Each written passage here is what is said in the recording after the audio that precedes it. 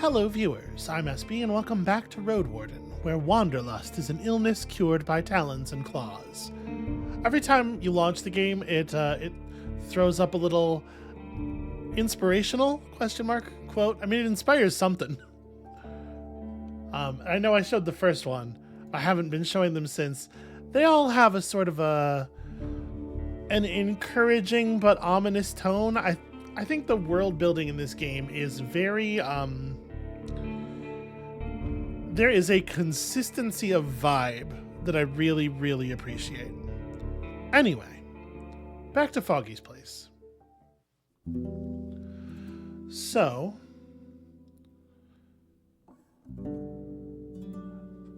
I have some stuff in my inventory that I believe we had encountered some things that, like, if I had an alchemist table, I could make a thing for this. Is there an option now that we've dealt with, you know, if you wanna work here, you gotta pay? Maybe it's an option in the what do you have for sale thing here? Now you're talking. She grins. Well, I could serve you some of my food, some of my cooking. Not food rations, mind you. Need what we can save for the winter season. Let's say you give me a dragon, and in return, I'll cook for you 4 times. You just need right up when you're hungry. And other than that, you won't take any wood or stone, are you? What an odd... You won't take any wood or stone, and then there's like a hesitation, and then there's an are you, which is a separate question, or... It's a bit of a strange wording. Seeing your shrug, she waves it off and heads toward the trapdoor. After a minute, she shows up with a sack that clangs after every step. I can sell you some scraps. She pulls out a couple of iron clasps, nails, and a broken steel blade. A value trash. A value trash? Alright. The game's grammar is sliding apart as we watch. We found them while foraging. We don't have a furnace in Creeks, but you could sell these bits and pieces to someone else. She observes you for a moment, then shrugs. Let's discuss the price. Well, hold on. Let me take a look first. Okay. Quite a lot of money. Meals bought in advance. I'm a little worried. I mean, she's not going to up and disappear on us, right? But I am a little worried about, like, paying her in advance, especially given the situation that she could just decide she doesn't owe me and there's not a lot I could do about it. You know, I have some things I'm willing to part with. You show her what you have for sale, but she waves her hand. Ah, love. Come back with something I could sell at a profit, or maybe hang on the wall. Yeah, if I could get that rawhide. Well, you know, I am looking for work. Always looking for work. She grins. I somehow doubt you're here to forage for me, love. And not that I have any room for another soul. Let me think. She runs her eyes over the shelves and the trophies, but it's the rocks surrounding the fireplace that catch her attention. The folks at Old Pagos are weirdly quiet. They were supposed to drop 2 wagons of rocks at my place. Can you check on them? Just find out if they're fine. You mentioned payment. I won't take much work from a rider. You can get there and back in less than a day. Just ride west of here until you get to the crossroads, then another one. Turn west again, you'll find the village. I'll give you, let's say, a dragon bone. You mentioned that it's not much, but she waves it off. A Roadwarden should get familiar with all the villages anyway, right? That's true, but I still was hoping to be able to take advantage a little. Just do it when you have the chance.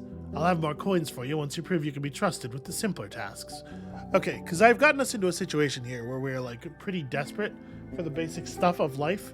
We're not out of food yet, but we will be quickly.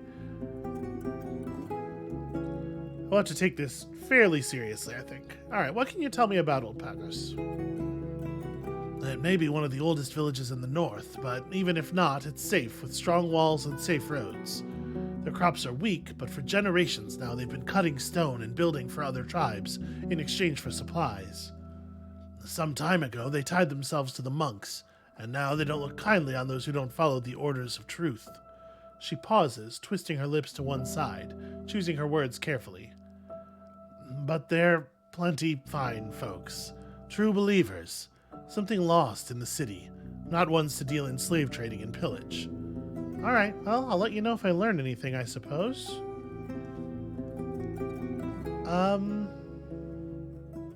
Hey, have you heard anything about necromancers here in the north? She rubs her chin. I don't like what they're doing one bit, but I can't blame them. The folks at White Marshes struggle, and they don't know how to protect their kids or their elders. Laurentius, their priest, she cracks her shoulders. A quiet man, but preaches like a zealot. Always looks like he's on the verge of crying. She opens the door with a wave of her hand, letting in some fresh air. She looks at the lake. They used to trade in lumber, those from the marshes, until Howler's Dell started selling their own trees for better prices. Trade to marshes died, and so came the hunger. I wonder, that big clear-cut area, I wonder if that's where Howler's Dell started logging to starve out the trade from the marshes? It's interesting. She looks at you with an unclear grimace on her lips. You may judge them, but at least their preacher gave them hope, even if it's tied to black magic.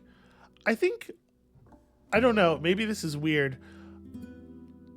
I think I'm just kind of like less inclined to be judgmental about necromancy than I think they're expecting me to be.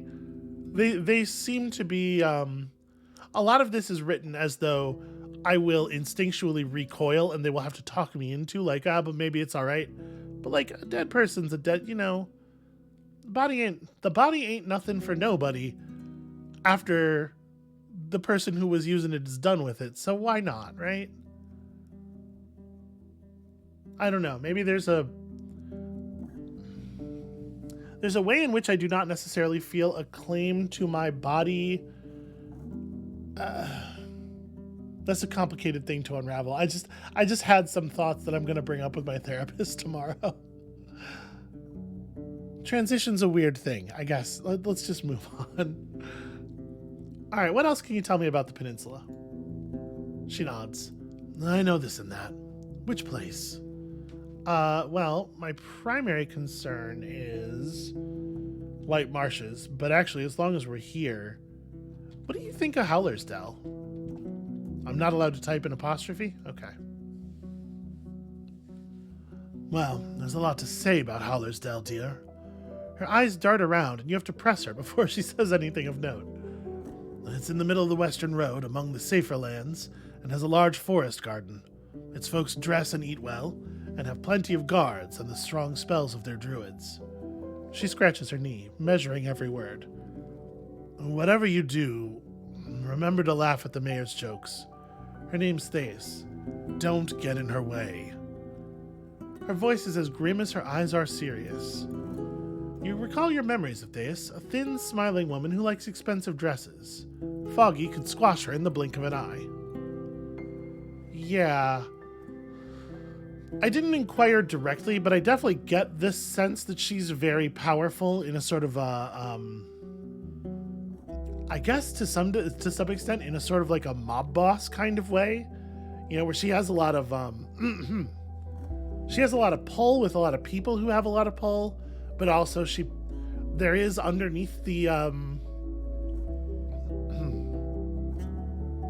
underneath the charisma, I feel a level of ruthlessness that, makes me concerned about crossing her. It made me concerned about getting into a deal with her in the first place, right? Pardon me, just 1 second here. I'm gonna just drop a cut. I'll be right back. Okay, sorry about that. Had to re-oil the old esophagus. Do you want to ask about anything else? I'm curious about. Does she know anything about that dolmen? At the Southern Road, They must be centuries old, but I'd rather spend a night in a young inn, thank you. But isn't it weird that there are no other chapels in the north? Maybe they were all dismantled. Stone has its price, after all. I know hunters used to make campfires there, but I bet it leaves sticky soot on the walls. Yeah, okay. It is weird that there are no other chapels in the north.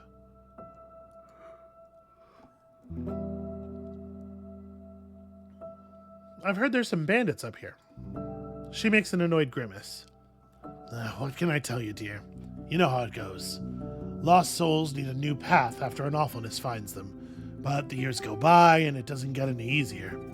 One day they take a pile of firewood, another one some bread and clothes. After they start hurting folks, there's no way back. even if they're not at all cruel. You ask her some more, but she's reluctant to give you straightforward answers. You don't have to worry about Gloscia's band. They hunt, sometimes take this or that, scavenge after folks who get jumped by beasts. But she never tried to threaten my place. You're safe here. And why would they try to bother a Roadwarden? Roadwarden.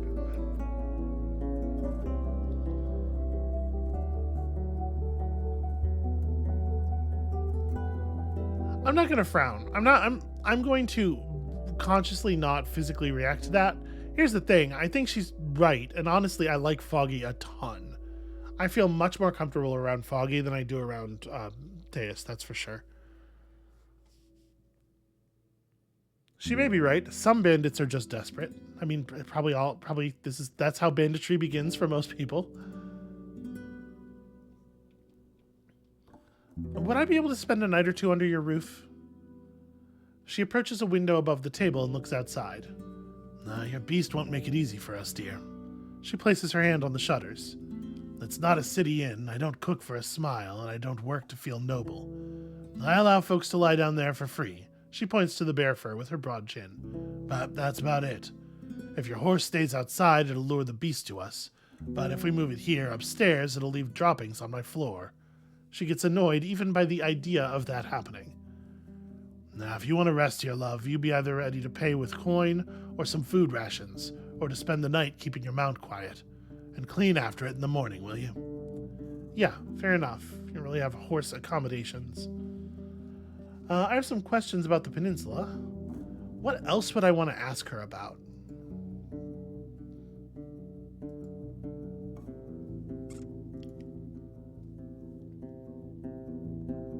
Actually, I am curious about this. I'd like to know what she has to say about the heart of the forest. No soul uses it anymore.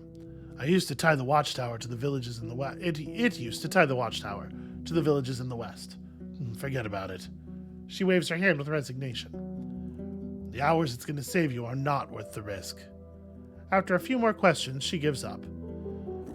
Fine. It's the darkest road in the north, so find yourself a plenty fine weapon and armor, and don't travel there in late hours or with a weak shell. She straightens up and walks around the hearth, like a leader describing a plan to a team of adventurers. Stay as close to the road as you can. You may find parts that seem safe, but nothing about the woods is. Sooner or later, something flesh-chasing will show up. Don't get yourself killed for a couple of sour apples. The cairn in the middle of the road may seem safer, but there are some nasty beasts living in the grass. You won't return with a twisted ankle. Okay, interesting. I think I'm gonna go and, okay, the alchemy set is a totally different button. So are these anything? Okay, yeah, this is new text. The table and nearby shelves contain precise tools and a decent supply of basic substances used as a base for various potions, balms, or powders. But you'll have to compensate Foggy with dragon bones for using her stores. Alchemical procedures take at least a couple of hours, which involve complex preparations of tools, mixing of ingredients, and maintaining the brewing process. Because of this, you have to be of strong shell and sharp soul to make any mixture. Some of them can only be used once. Okay. So, am I allowed to take my healing potion?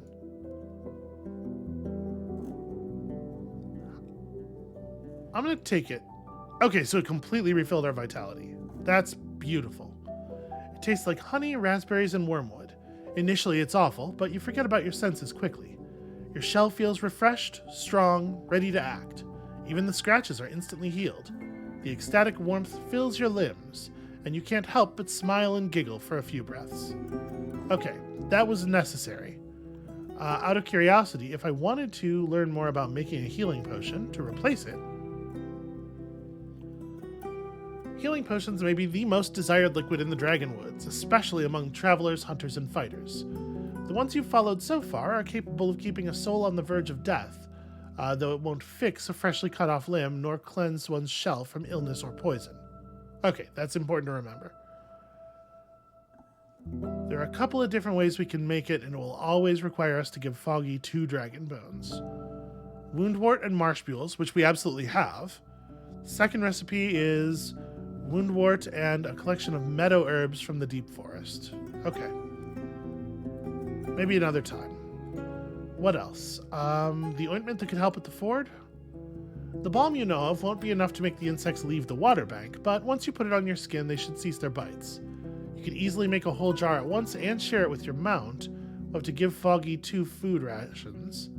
Let's, maybe another time. Because that's all of my food right now. And I don't think I'm not planning to cross the river again today, certainly. Blinding powder that can help me in combat? Doesn't affect dry skin, but once it touches one's eyes or tongue, it causes a painful burn. A pinch of it will blind a creature for a few minutes, while larger doses take away one's eyesight indefinitely. A single pouch will be enough for a couple of uses. Foggy will need 3 dragon bones for what we take from her. A jar of soil touched by a curse, an entire basalt rock powdered at the top of a mountain. Okay, so that's a little trickier.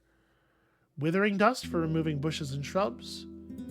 A yellow dust that's meant to wither any plant. To use it, you should spread it on the ground near the roots, then sprinkle it with water. It doesn't take a lot of dust at once, so a single bag will be a decent supply. We need a piece of flower-shaped driftwood and a bog friend picked in the middle of the day. A piece of flower-shaped driftwood. Have we seen that text before? I feel like we have. I don't remember where we saw that. And the sharpening poison that can enhance my senses in combat. After consumption, it makes one's senses quicker and alerted. It gives an edge in combat for the rest of combat, but puts a burden on the shell during nightfall. You can make 3 doses at once. It is very expensive to do so, and we don't have any of the things. Okay. Alright, let's ride west. I am going to try to do what she wanted. Oh, we'd have to go west at the crossroads, so I would have to cross the ford. Not ideal. Now that I'm feeling a little more up to it, though,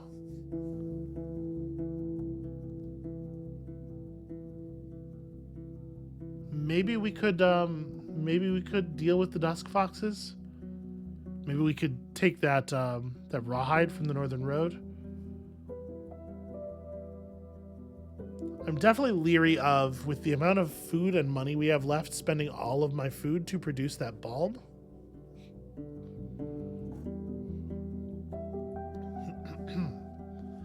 Riding back to Howler's Dell be 4 hours. Riding back to here would be 3:30.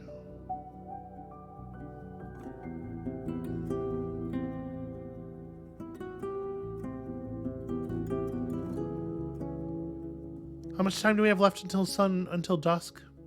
9 hours, 45 minutes. So, even with the insects, we probably could make it to wherever we're going and back. Earn ourselves a tiny bit of money. Sleep in not totally ideal circumstances for a night. And then potentially get more work. I would like to sort of get in good with Foggy. I feel like that's a good move in the long term.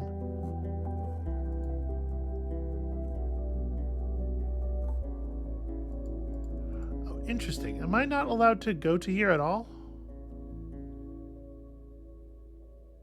So maybe we did permanently give up on, or just allow the dusk foxes to have it forever.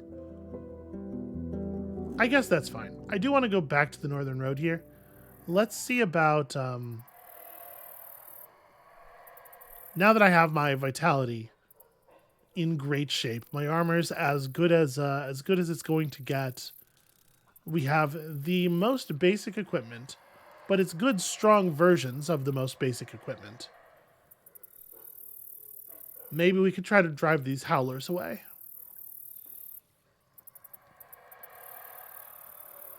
I'm going to try to grab the rawhide and just run. You stretch out your legs, then dash ahead. At first, the monkeys move away with a few unconvinced yells, but then those from above start to howl, even deeper than before. and you feel as if your guts are starting to move, hitting against each other.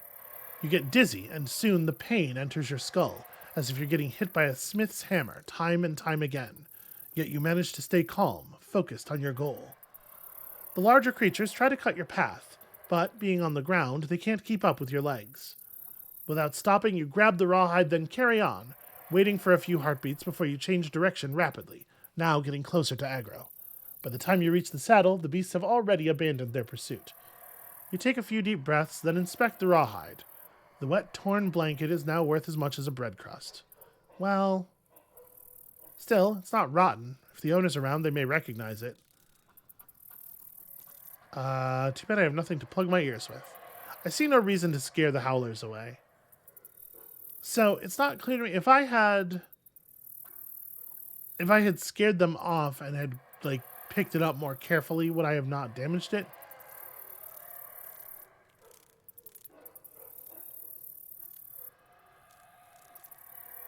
Yeah, it doesn't really say, it's just, I look at it and it's just like, oh, now it's garbage. But it doesn't actually say in the text very much, when I picked it up, I damaged it in any way. So I'm not sure what the other outcome would be. But I guess we got that. All right, so we have to make this decision. Are we going to try to go back to the Western Crossroads?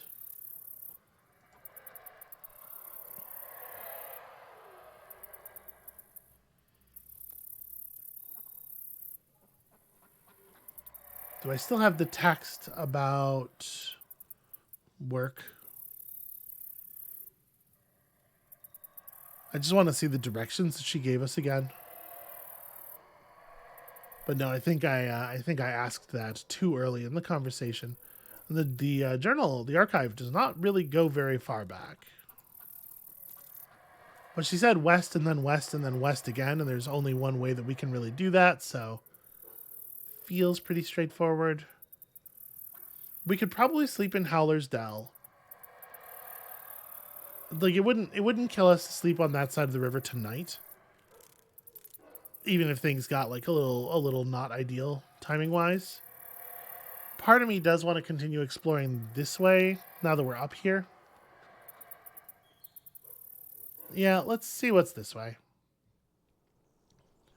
You follow the road spread between the hills and lonely trees until you reach a solid wooden bridge, not older than a generation. You ride uphill, but Agro manages to keep up. The dark woods in the south are behind a gently humming creek, while the forest on your right was trimmed by the locals. It's a peaceful journey, at least for some time. After a few minutes, you spot a group of wolves feasting on a fallen furry beast, maybe a wisent.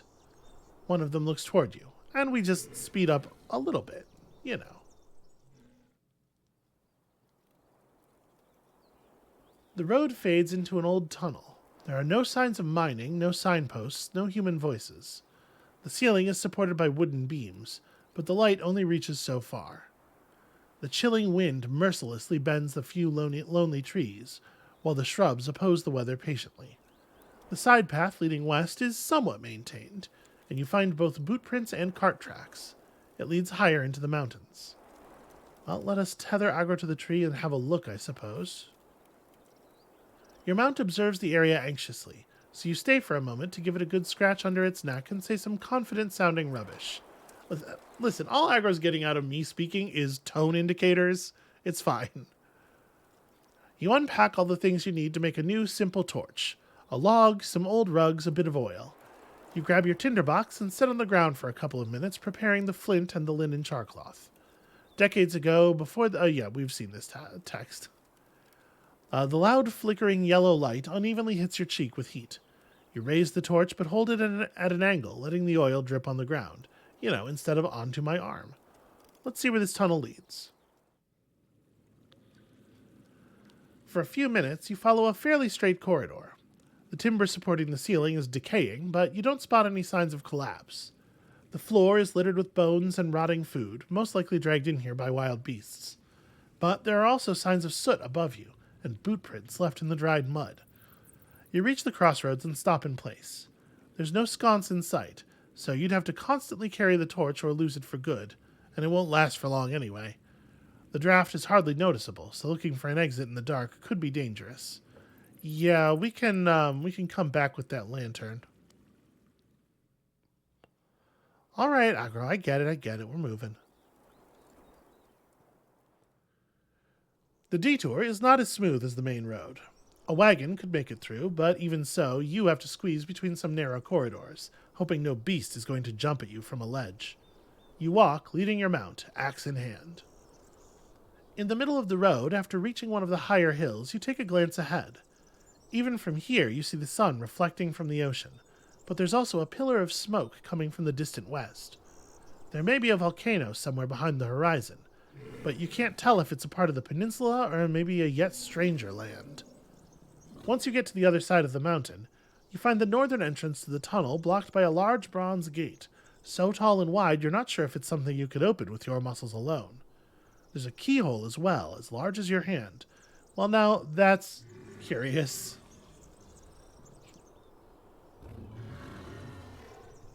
Unlocking the tunnel would save me a lot of time. I'm surprised no soul has tried to steal this door yet, or maybe someone tried and failed.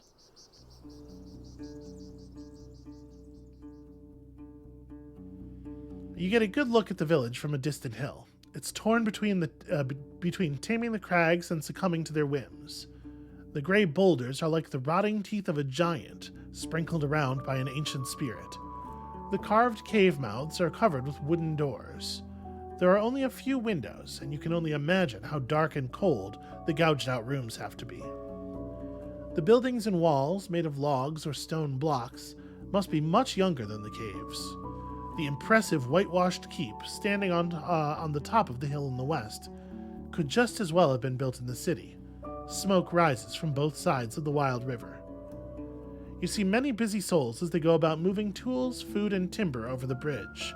Your arrival at the eastern gate causes some curious glances, but the only person who approaches you is a man who was sitting at a table discussing something with a few elders.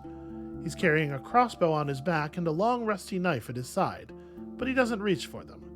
Assuming he is a guard, I dismount. The man has to be older than 40. He wears an elegant blue-green linen tunic, but no armor. His skin is yellowish, like seaweed seen through a sunbeam. His long gray hair is tied in a ponytail, and his beard is trimmed to half a finger of length. A few large cysts make him look sickly, but his powerful, truculent voice adds to him strength and confidence. "Cheers, stranger! You've reached Gale Rocks, you did." He observes your mount, then looks at the path behind you. "I see no caravan from here. Are they coming?" He suddenly meets your eyes, and his tone gets even harsher. "Or are you here to idle about?" And I don't answer his questions directly, I guess. I just listen to nearby conversations. You have to get used to some of the local words and phrases that you've only heard coming from the mouths of the oldest of city folk. The vast similarities to the tongue of Havlavan only make these differences more distracting, like a gloss pulled into the core page of a codex. Do we want to try friendly here? Guy seems a little bit concerned that I'm not going to pull my weight.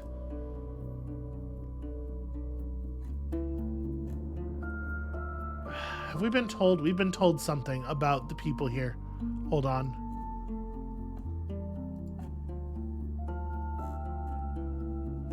The locals are lighthearted and eager to have fun and appreciate those who approach them with a smile. This is Creeks, right?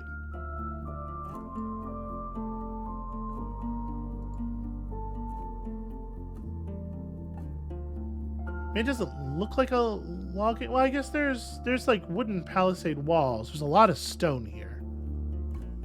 My memory is bad enough that I have all these vague memories of like, oh yeah, there's cut stones coming from this place, and I immediately lose all of the proper nouns in the sentence. Sorry, so journal.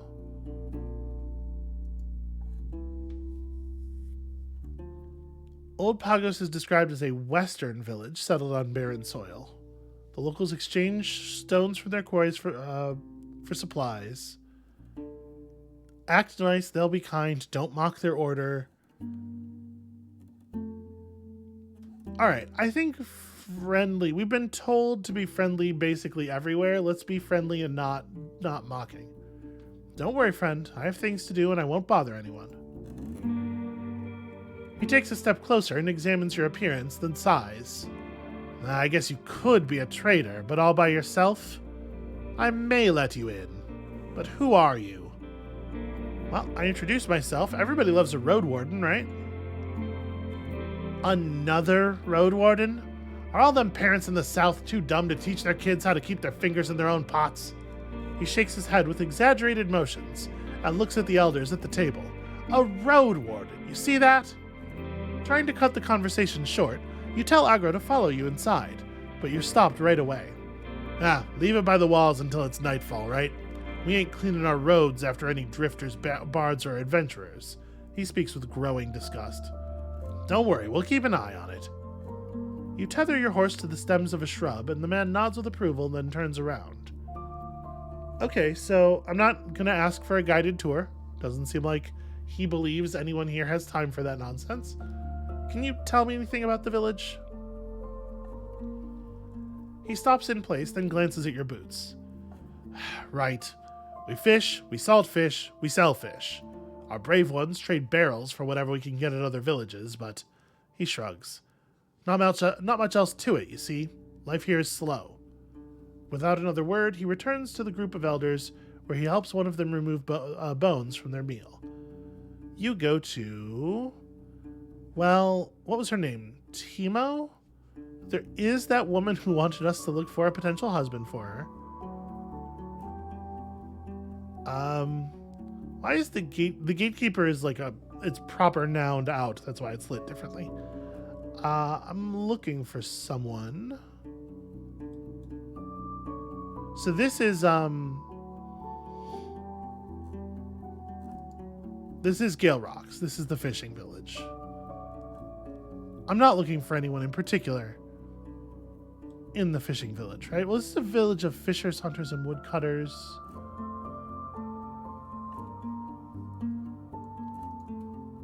I actually really like this. I really like the way that it's on me to keep things straight to some extent. So, okay. Foggy is wondering why the people of Old Pagos is, west at the western crossroads along the mountains. So that's that thing over there. I'm trying to remember if there's anything... Oh, yeah. Right. The Empress Carp. Photios. Hey, is Photios around?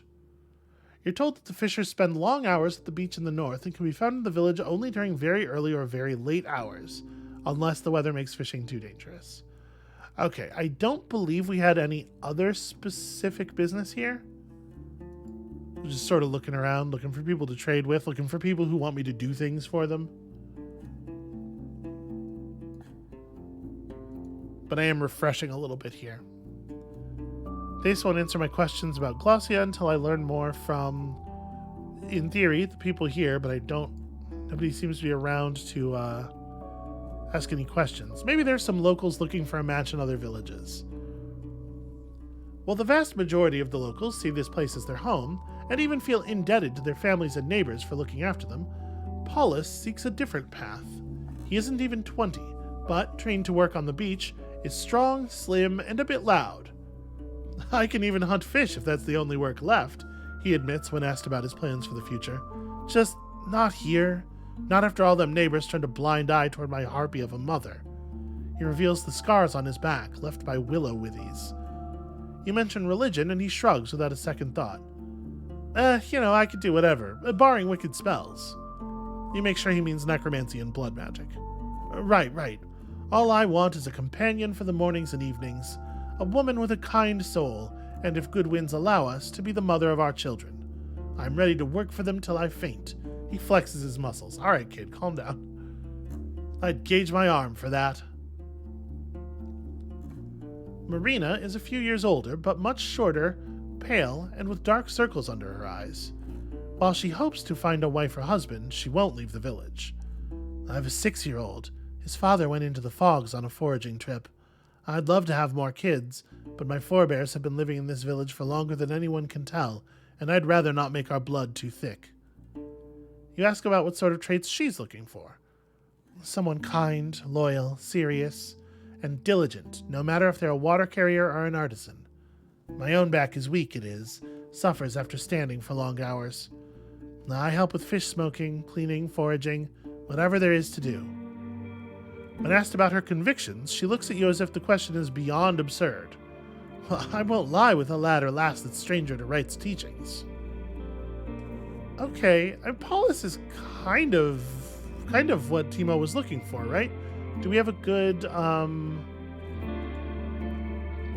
hardworking man would like to marry her according to the traditions of her ancestors, which she seems open to.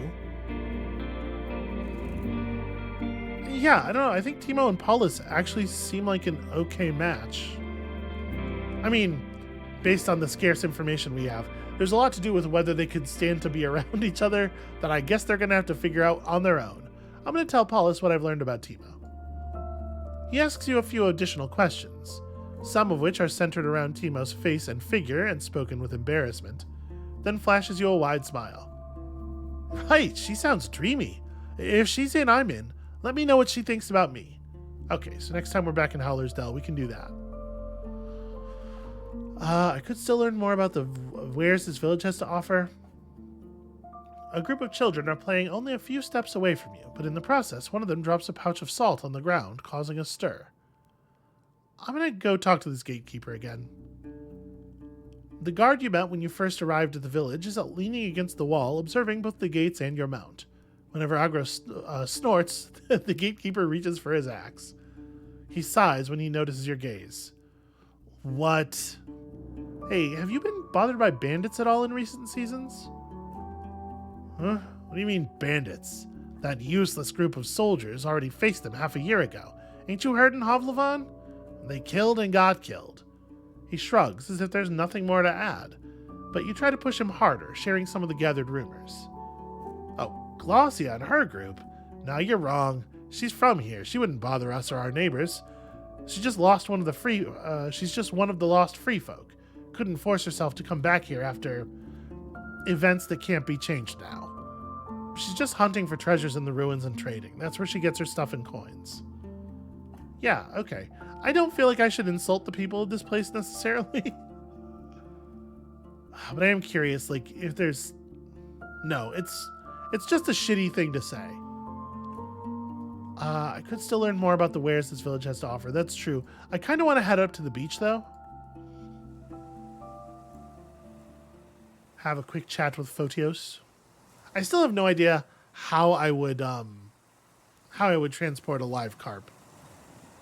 The roars of the sea reach you first, then the cold wind and light. There are hardly any shrubs nearby, and as you ride downhill toward the white and gold beach, the sunbeams hit you with full force. The sea here is not like the one from Hovlevan's port. The harbor and waters most people see during their busy days are full of life. Ships, warehouses, traders, dockers.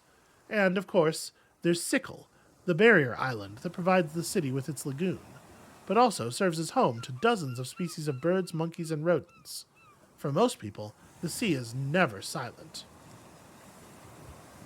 But if one travels to Sickle and looks west, or embarks on a boat and sails away, there's yet another view, a very different one. The never-ending blue, the emptiness, the humming waves, the monsters swimming to the surface just to take a breath, not even interested in the wooden vessels.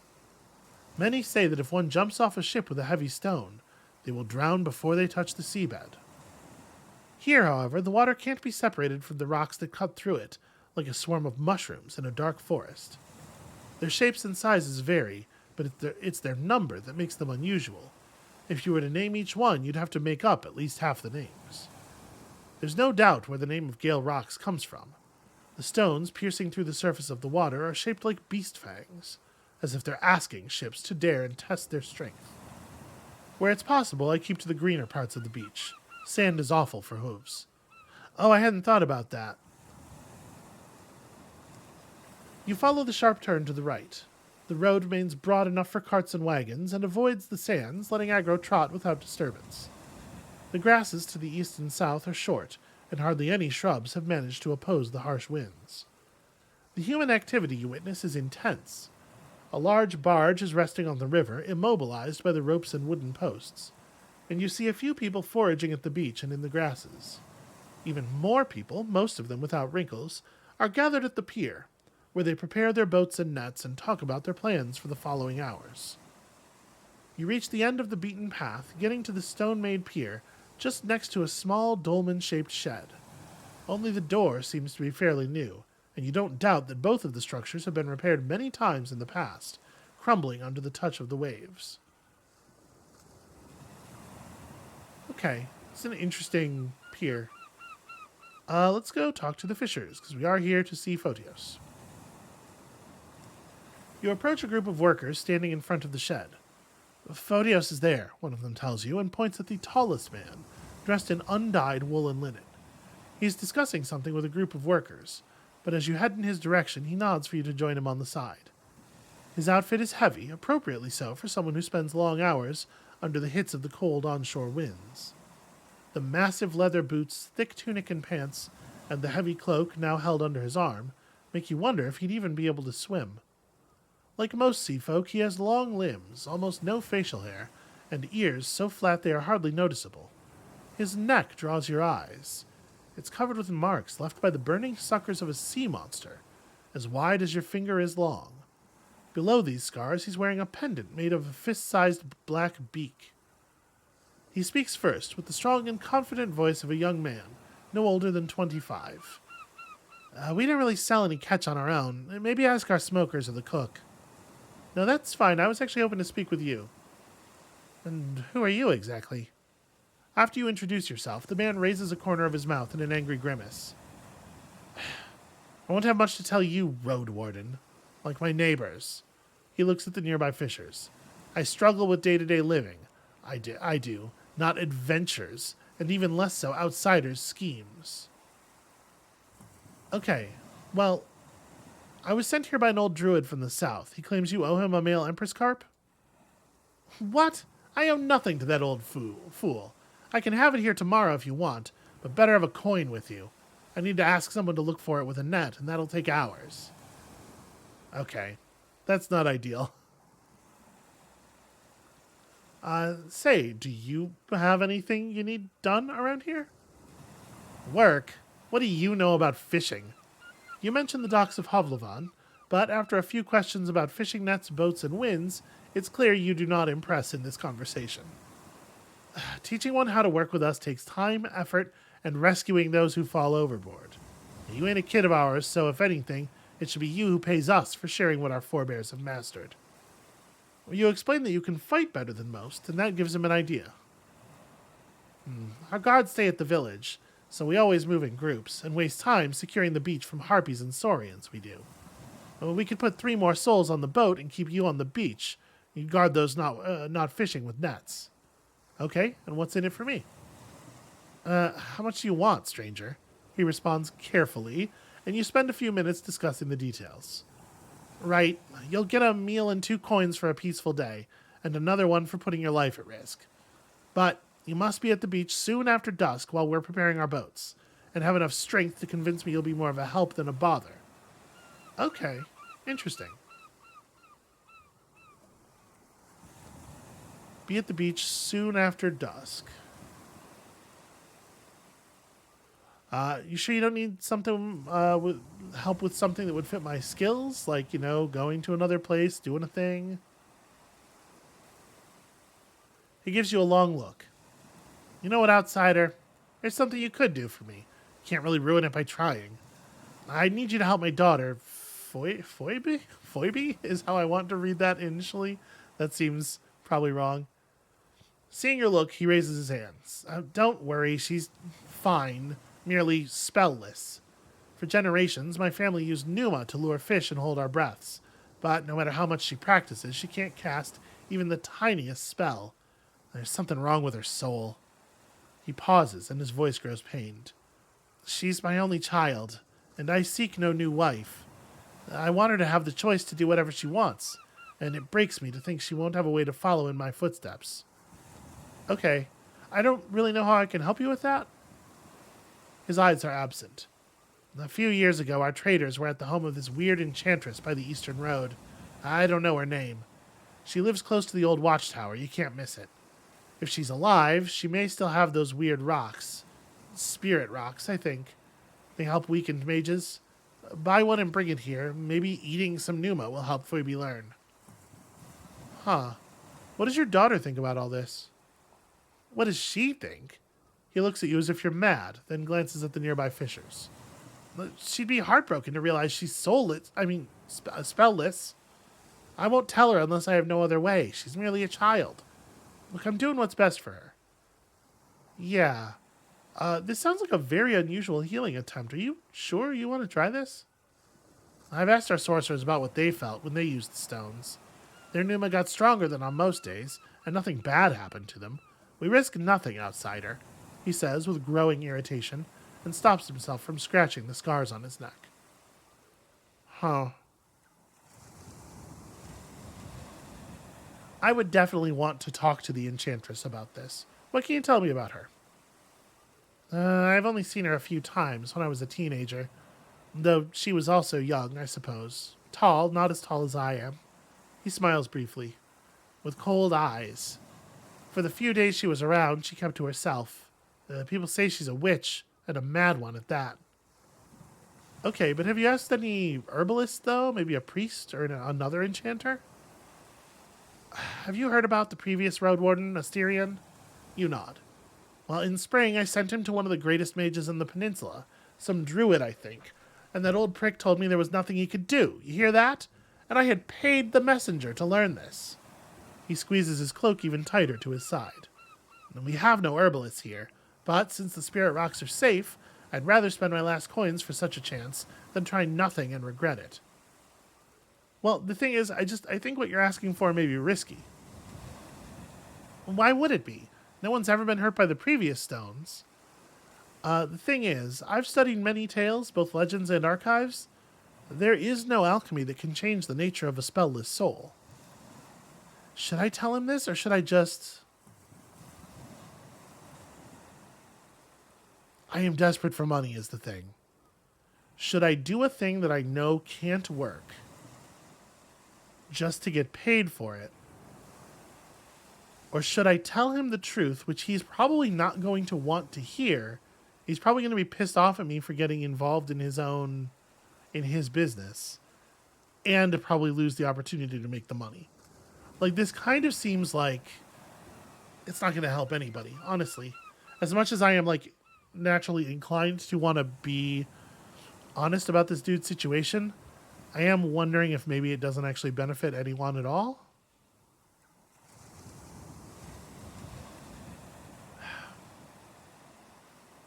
What do I think's going to happen? He could get mad at me for butting in, for sort of sticking my nose in his business. He could just wave this off, be like, yeah, you've read some books, you don't know everything, I'm still going to try.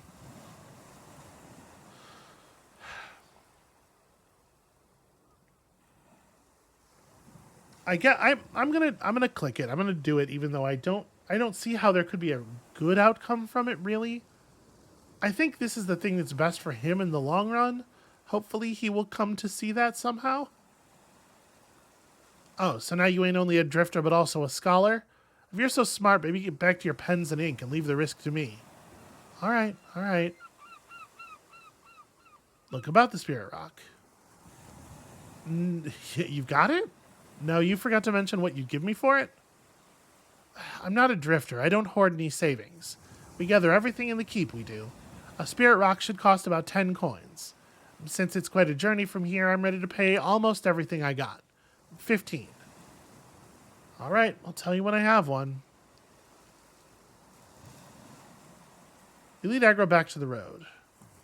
Spent some time looking through the pieces of driftwood. They could be useful at an alchemy table. Hell yeah.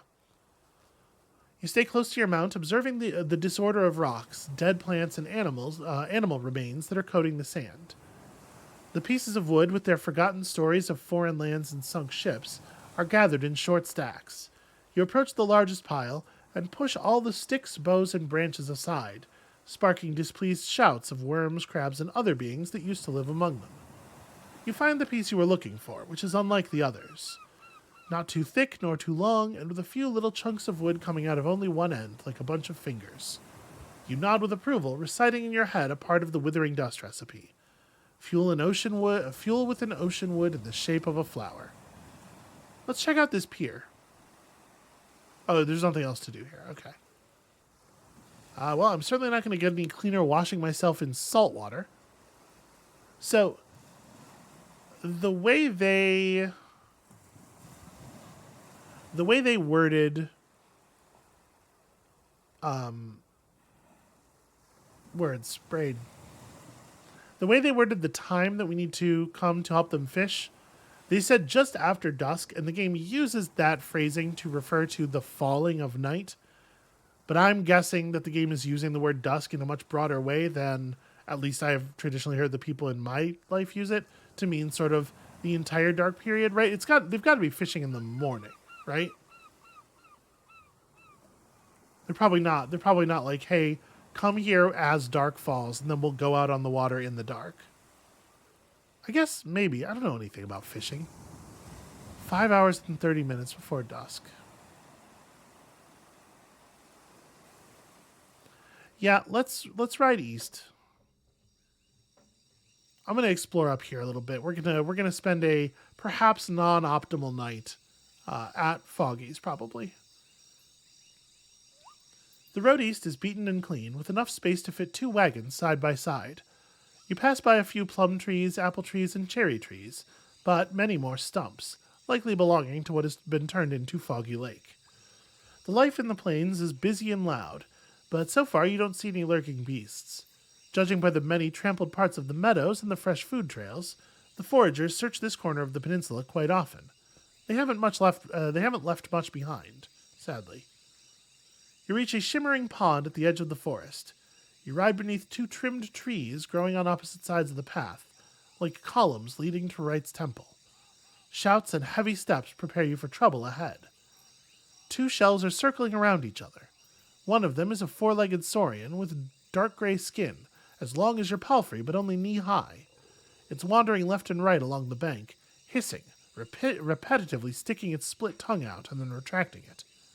The stout monster doesn't look like a born hunter of humans, but its long tail is swinging like a whip, for now only threateningly so, but you don't doubt that getting hit by it would likely break your bones. The second one belongs to a brown-skinned man wearing leather pants, a long brown woolen cloak, and the matching pelt of a wolf on his head and shoulders, like a haunting hood. His voice is both gentle and scared, and he's stretching his hands in front of him, trying to make the beast stay away as if it's a mouflon. A third shell is right in the middle between the other 2, a creature you don't recognize from a distance, but it is in a puddle of its own blood and it isn't moving. Well, I do feel like I probably gotta lend some assistance here. This feels like a Roadwarden thing to do.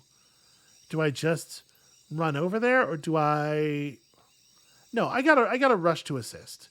I know I don't understand the situation, but... I'm worried that if I ride up slowly, the Saurian's going to do some damage before I get there. Axe in hand, I jump on the ground and rush to help. Agro charges forward, though strays a bit to the left as if hoping you'll change your mind before you ride into the Saurian. You allow it to do so and land on the ground between the 2 enemies. The man's voice turns into laughter, and you realize that the dead shell belongs not to a human, but to a creature covered with white fur. Don't worry, friend. I'm trying to scare it away from the ibex. Okay. He says don't worry. I'm going to be friendly. Do I want to be playful or just normal friendly? I don't think your ibex can be helped. Darn it. Right-clicking because hand is twitchy. I'm going to just go supportive. Okay, how can I help you with this? He grins and triumphantly raises a finger. That's the spirit. This ibex is our destiny, friend. He points at the beast, and as his hat moves around, the loose shaking jaw distracts you. Say, friend, do you have any fruit in those sacks? Throw some at it. I don't have any fruits with me. I sigh and look at my weapon. No, okay, listen, I'll distract it. You just grab the ibex and drag it away. He scratches his hood and nods with approval. You know what, friend? That's an excellent plan. Do so. Without another glance, he once again shouts at the beast, then dashes away from you, followed by his cape. The monster hisses and reaches forward, as if waiting to see what you are going to do. You step forward, hoping to draw the monster's attention as far away from the carcass as possible. It answers your challenge and shortens the distance even further. Okay. I could try to wound it. I think focusing on offense is going to get me hit probably, and I am worried about this thing being able to break my bones with a strike of its tail. If I wound it, it might flee. Maybe we could kill it. If I killed it, there's probably something we could do with its corpse that'd be valuable, right? This would be the safest way.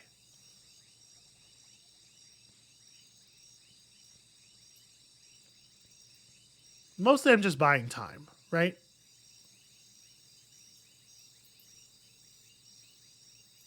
I don't know if this works on Saurians.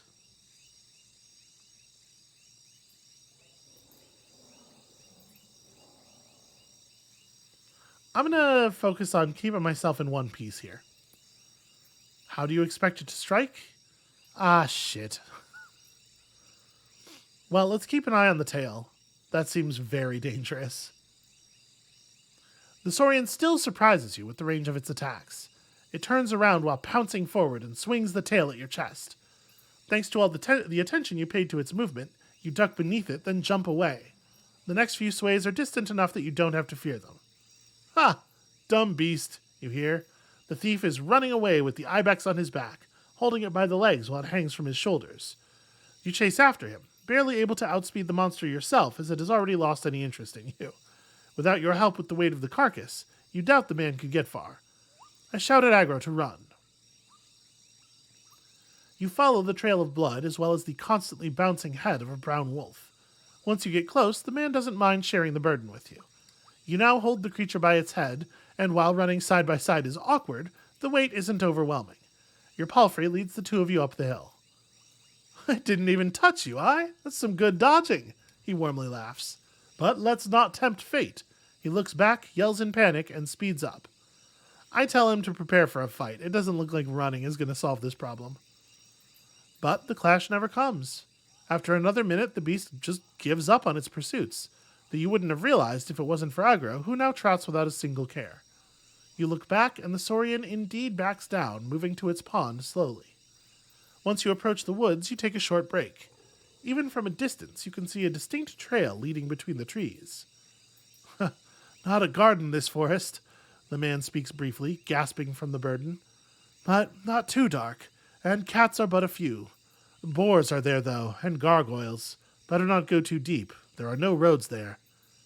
His face is not much older than 20, shaved with great care, cleaner even than among the city folk. While his hood and heavy cloak mask his figure, he seems well-fed and healthy. We're halfway there, friend. Creeks is a gorgeous place, you know. You'll love it. I smile. I'm sure I will. I'm going to try to be friendly with this dude, and also I definitely do want to get to Creeks, so. Carrying the ibex takes a while, but the man is incapable of being silent. Every unusual tree seems to be tied to a story from his life, and he makes sure that you notice the first stream you cross on a new solid bridge. One of many creeks, you see, he says with untamed amusement. A thin gorge leads you between the mountains. This place is quite susceptible to bandits. Feels like a really ugly natural choke point. You follow the trail of shouts and laughter. 7 people, about 20 years old each, are gathered at the wooden bridge, leaning against the railing, bathing in the stream and lying on the grass. Pieces of clothing made of fur and leather are spread around next to cudgels and throwing clubs. Once the sound of hooves manages to break through the chattering, the curious young eyes, untouched by wartime, turn toward you, and an excited whisper spreads. The shells are proudly displayed, and the confident smiles are both inviting and challenging. How's water? The hunter greets his tribefolk while stepping on the logs. Gentle and warm, says a man resting on his friend's shoulder. Hey, that's a nice ibex. There are paths leading in many directions, but the main road will take you uphill. Well, there are a lot of naked people. I don't know that... I feel like our character does not suffer embarrassment in this moment. Why would we? 2 hours before dusk. Okay, we're almost at Creeks, right?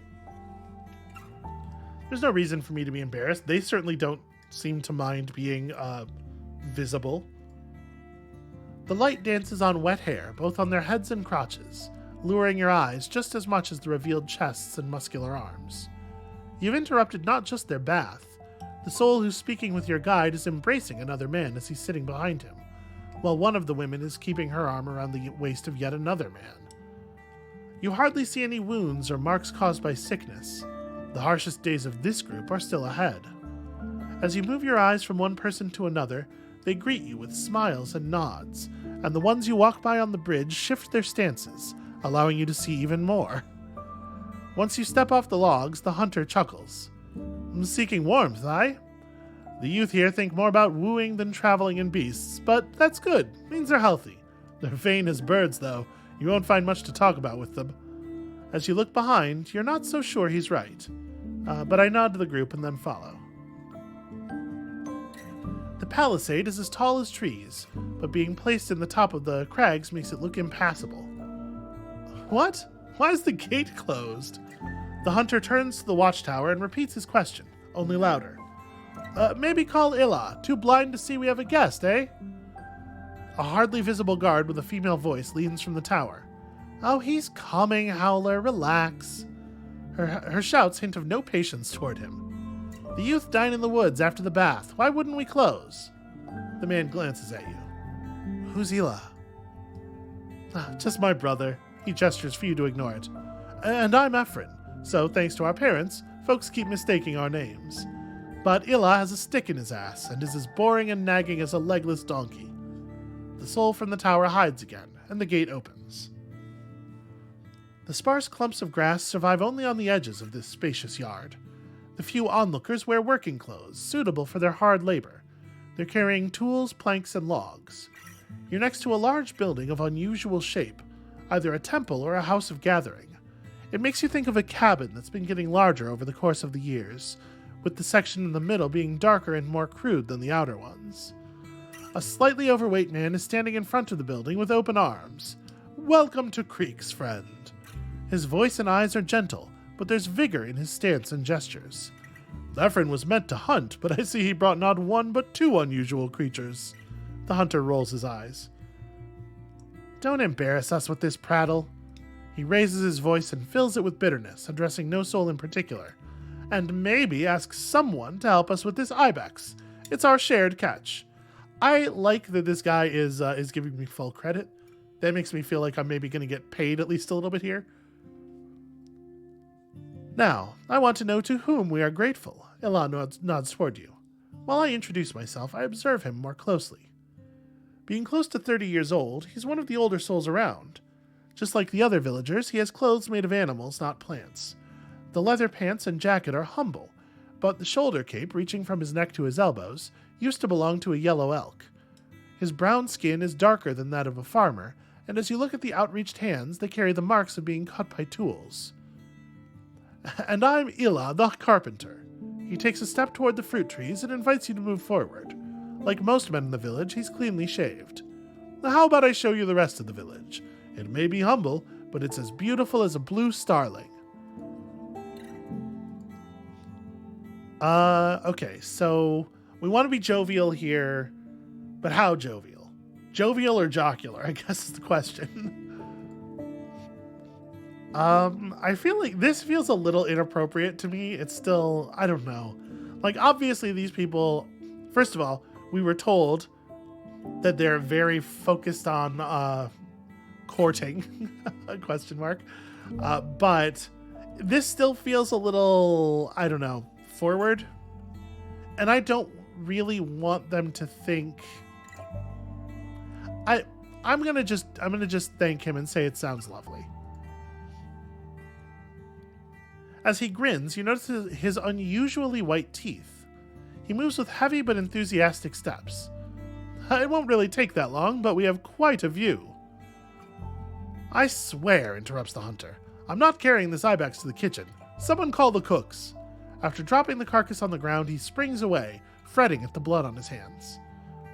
Let's take a stroll then, says Illa as he leads you forward. Your mount can drink at the creek here. Oh yeah, come on, Gro. You tether your mount to a tree next to drying laundry. Illa points at the land behind the bridge proudly. Our newest addition to the village. The hunters grow old, so we are taking steps away from meat and fruits.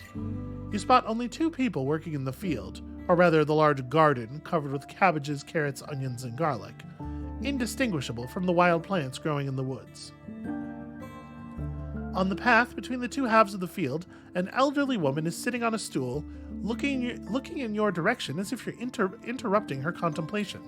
Okay, I was starting to wonder if there were any elderly people in this village. It's a weird vibe here, right? Old Hava there will turn this place into a proper farm one day. She has little strength, but keeps precious memories of her trade. Yeah, you lack proper seeds, you know that, right?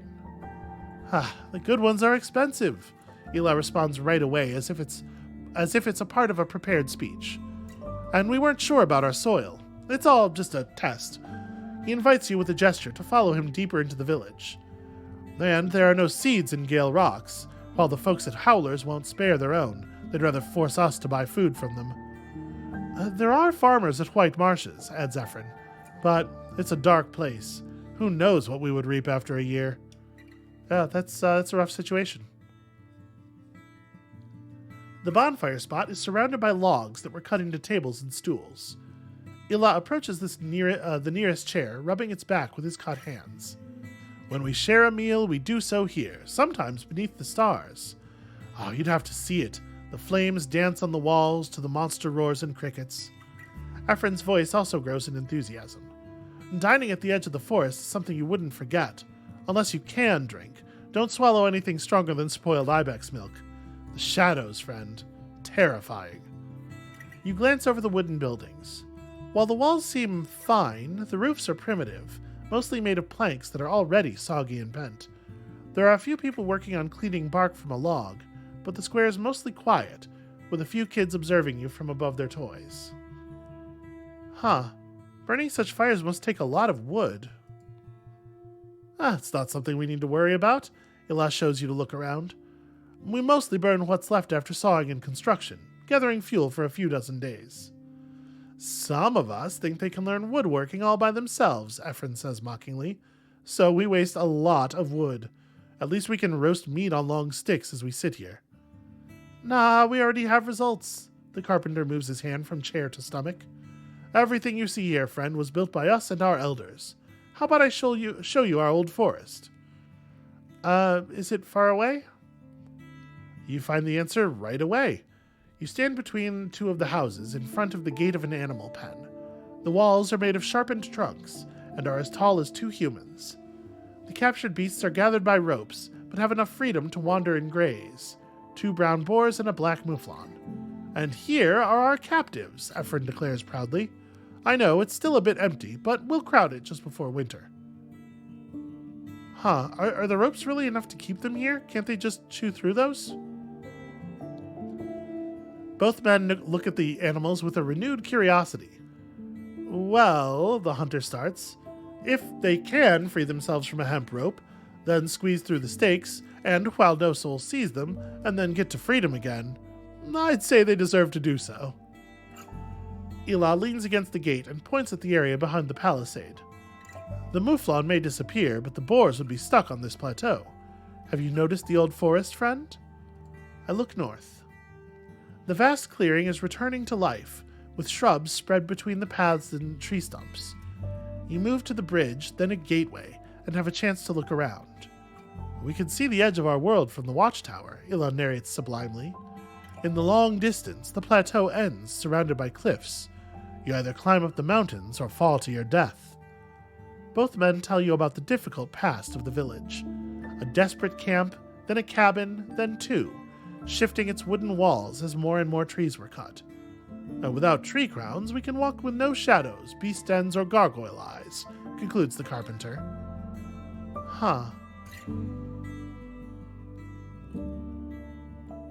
I'm surprised that the wrath of the herds hasn't smitten you yet. These pointed sticks wouldn't stop a unicorn. Nothing will, friend, the hunter counters, and the carpenter is eager to follow. I think the landscape. Blocking the path here was one of the first things our predecessors took care of, and it may be that the beasts don't realize how much this place has changed. He tells you there's one more thing to see and continues his tale as you walk away. From time to time, something reaches our territory. We feel safe among the bushes, but not so that we would send a child there. We have plans. So many lifetimes won't be enough to complete them," he says with a mix of melancholy and excitement, making Ephron listen with attention. "I want to see a stone wall with a walk for archers, weapons made of copper, a tannery set at its own camp so we're free of its stench. Farmers, fishers, sorcerers, herbalists." You return to the main square again. "The words of a dreamer," the hunter pats his companion's back. "First, we need to learn how to feed our children. We lack strength and skill." Ephron looks at you. "But we have time." I am not going to cast more doubt. I'm going to choose to represent hopefulness to them, even if I don't necessarily feel a ton of it myself. I nod. With time comes opportunity. You reach the edge of the village, a cliff as tall as the wall. Beneath you, two creeks meet each other and form a gentle river. These are the trees we use to learn more about woodwork. Illa is smiling as he leans his back against the wall of a house. We plant new ones, but we'll soon have to bring wood from further away. Give the saplings a few years, or however long they grow. A decade? And this is where I leave the two of you with your boring tree talks. Ephron points at you. "See me later if you need. I'll be around. I rarely hunt alone." The carpenter watches his departing companion with genial eyes. "Well, there's work to be done. A new chair awaits me." He leads you to a humble working station placed at the edge of the square. The tools you notice are very simple, if not primitive. We don't have to talk about my trade, Samhain. What brings you to us? Okay, so there's probably going to be some stuff to do here. I think we're likely spending the night. Yeah, only 2 hours before dusk. We're likely spending the night here, and that's all stuff that we can negotiate tomorrow. I think that's plenty for this episode. Thank you all so much for watching. I am still really, really taken by this game. At some point, we're going to have mostly filled in our map, and we're still going to have an awful lot of time left. And once that happens, I reckon the feeling of it is going to change quite a bit. I'm kind of curious what that phase is going to feel like as well. I'm definitely getting why a lot of the people that I follow on Twitter, a lot of the games type people I follow on Twitter, were talking about this game in the tones they were, though. I hope y'all are enjoying it as much. And when you come back next time, we'll just see what else is needed here in Creeks, and then hopefully earn ourselves some damn money so we don't starve to death. And we'll see you then.